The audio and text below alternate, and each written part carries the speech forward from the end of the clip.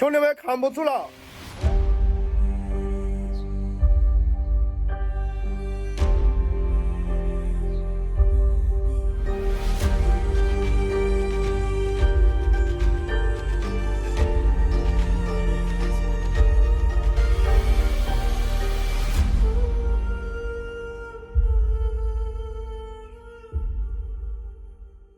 他们没有固定的工作，没有专业技能。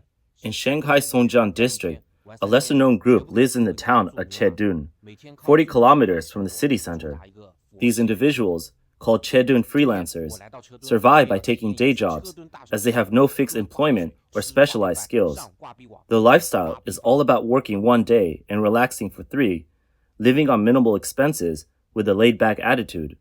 Chedun is a spot for many workers from out of town who come to Shanghai. This area is unique in that it draws in a variety of these freelancers. They move around, sometimes found in parks, under bridges, or along the streets. The space beneath bridges has become a regular gathering point, offering zones for cooking, laundry, relaxing, and resting. For those without stable housing, this space, though far from ideal, becomes a necessary option. After all, if they had the money, who would choose to live under a bridge? 兄弟们看不住了。 We can't take it anymore. I've come to Chedun's main base. If you've got the money, you can live in high-end areas. But if not, this is where you end up. When work is hard to come by in Shanghai, people come to Chedun to make a quick recovery. While these bridge shelters used to house many of these workers, fences now block access, pushing them back onto the streets to find new spots to rest. It's tough. During the sunny afternoons, these freelancers gather in the plaza's green spaces, resting on the stone benches, enjoying the sun, playing on their phones, or napping on the grass, recharging before they head back to work in factories, sometimes enduring shifts for 7 days straight. In Chedun, groups of these day workers live day by day, working 10-hour shifts that pay around 100 to 200 yuan and surviving on quick, cheap meals. Previously, they could rest in parks or under bridges, but recent crackdowns have forced them to sleep in what they call day work dorms. Their lifestyle might look carefree, but it reflects the tough reality of this unforgiving job market. 而在这之中，最著名的便是人称蓝地。 One of the most popular spots for these workers is the Land Emperor Hotel. Here, they enjoy free sofas, free beds, free luggage storage, free phone charging, a big cinema screen, and even free instant noodles. This place offers unbeatable value. Essentially, a zero-cost afternoon hangout, but space is limited, so you have to arrive early to get a spot. Looking around Chedun, you'll notice that employment agencies are more common than the actual jobs. Most work here pays around 200 yuan per day, which might sound good, but it's deceiving. 200 yuan translate to around $28. Workers say that after agency fees and the requirement to complete a minimum of 7 days, the take-home pay drops to just over 100 yuan a day after deductions for meals and housing. A full month of work might only bring in 5,000 to 6,000 yuan. When you hear about Chedun, you can't miss the mention of wall prison dorms. These metal capsule hotels, a favorite among the day laborers, have a prison-like aesthetic. Lined with rusty iron doors, these spaces stand out starkly against the Western-style architecture around them. To stay here, you call the number on the iron door, pay the agency rep, and get in for just 30 yuan a night. Inside, you're greeted with a cramped room with 3 beds, decorated in a curious mix of dusty purple and bright blue. The walls feature mysterious yellow spots, and the lock on the door is just a bent clothes hanger that hardly secures anything. Outside the prison dorms in Chedun, there are basic water taps, but the bathroom situation is so unpleasant that one look is enough to make you rethink using it. Nearby, some local buildings offer wall-hanging rooms for daily rent, priced around 20 to 50 yuan, although the conditions are about the same as the prison dorms. Chedun has gained popularity among migrant and unemployed workers. In the past, Shanghai's economy offered more job opportunities and higher pay than many regions, attracting people from other provinces. Now, finding work in Chedun has become challenging. Jobs are scarcer, and the pay isn't what it used to be. Xiao Li from Dezhou in Shandong came to the labor hub on North Song Road in Chedun, hoping to find short-term work. After a quick look around, he decided to return home, telling reporters that factory jobs that pay 7,000 yuan aren't easy to come by. Day jobs are in high demand, and compared to working closer to home in Shandong or Hebei, it's just not worth it in Shanghai. Xiaoli's experience reflects the current job market in Chedun, where there's less work but more people. Wages have dropped, with positions that used to pay over 30 yuan per hour now going for as low as 16 yuan. The once busy labor street on North Song Road has quieted down, compared to 5 years ago. Many go from one agency to another, as agencies compete to recruit them by charging referral fees. Here, beds go for as low as 20 yuan per day, allowing some to avoid sleeping under bridges if they have a bit of money. Along this street, there are around a dozen labor agencies, with suitcases and bags piled up along the sidewalks. Life in Shanghai is costly. Simple meals can be over 20 yuan, and rent is beyond what day laborers can afford. For those looking for cheaper rent, options around this labor street start from 30 to 80 yuan per day. Shanghai, as China's economic center, has felt the impact of a struggling economy.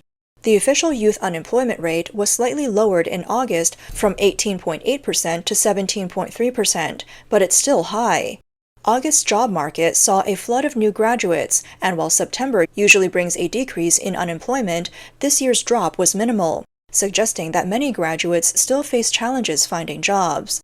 The unemployment rate for those aged 25 to 29 remains high at 6.7%, surpassing the overall rate. Meanwhile, a significant number of migrant workers are homeless. Data from China's National Bureau of Statistics reveals that in the third quarter, the number of migrant workers reached over 190 million, surpassing previous records. Many choose to sleep at train stations or under bridges rather than returning to their hometowns, where opportunities are even scarcer. This trend relates closely to China's economic structure, where growth has primarily been export-driven rather than consumption-based. Industrial production, centered in big cities and coastal areas, draws laborers to these hubs.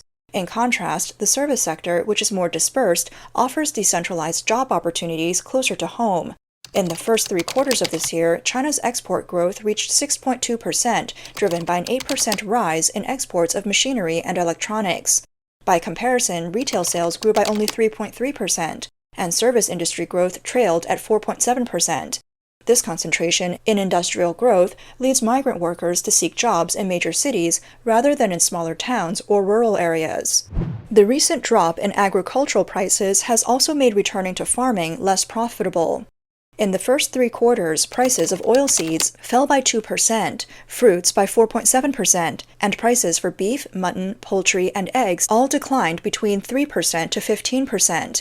Only pork and vegetables saw slight increases, with pork up 7.6% and vegetables up 2.3%.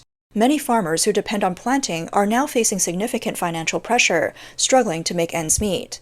Due to these challenges, many migrant workers have resorted to sleeping in places like train stations, ready to start work whenever opportunities arise. Almost everyone carries a tent, allowing them to rest outdoors. Economist Cai Shen-kun believes China's unemployment problem hasn't yet reached its peak.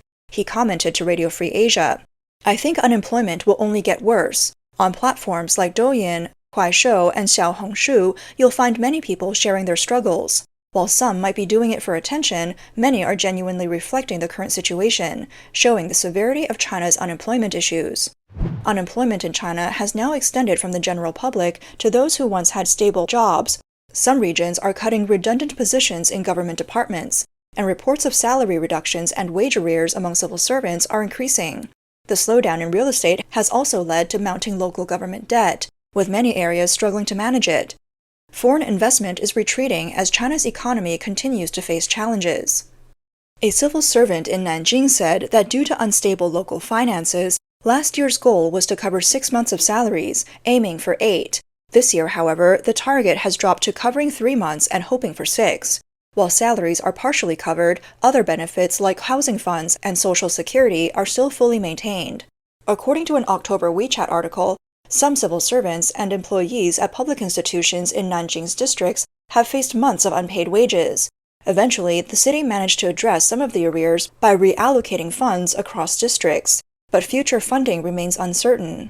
The issue isn't unique to Nanjing. Other major economic provinces, including Guangdong, as well as municipalities like Tianjin, are also experiencing wage arrears or pay cuts. Some government departments and employees in Tianjin's public transit system have gone months without pay, with some cities even borrowing funds from local temples to meet payroll. Sources within the civil service confirm that since last year, many places have started reducing wages. Schools, public institutions, and some civil servant positions have had their salaries and weekend overtime cut. This year, wage arrears have only expanded. In Guangdong, pensions have been significantly reduced, in some cases by more than a third, indicating that even China's two strongest provincial economies, with over 10 trillion yuan in GDP, are experiencing severe fiscal imbalances. This fiscal strain is even more severe in China's interior and in the northwest and northeast provinces. Places like Chengde and Shijiazhuang and Hebei are also grappling with financial crises, with many local governments close to insolvency.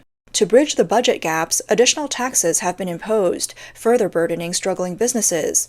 The worsening economic conditions lead to even more severe fiscal problems, which are then passed on to local enterprises, including government-affiliated companies.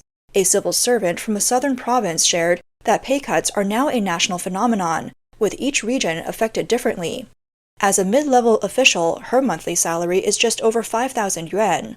Due to tight finances, incentives originally meant to encourage teachers to work in rural areas have been cut, including monthly rural school allowances of 300 to 400 yuan.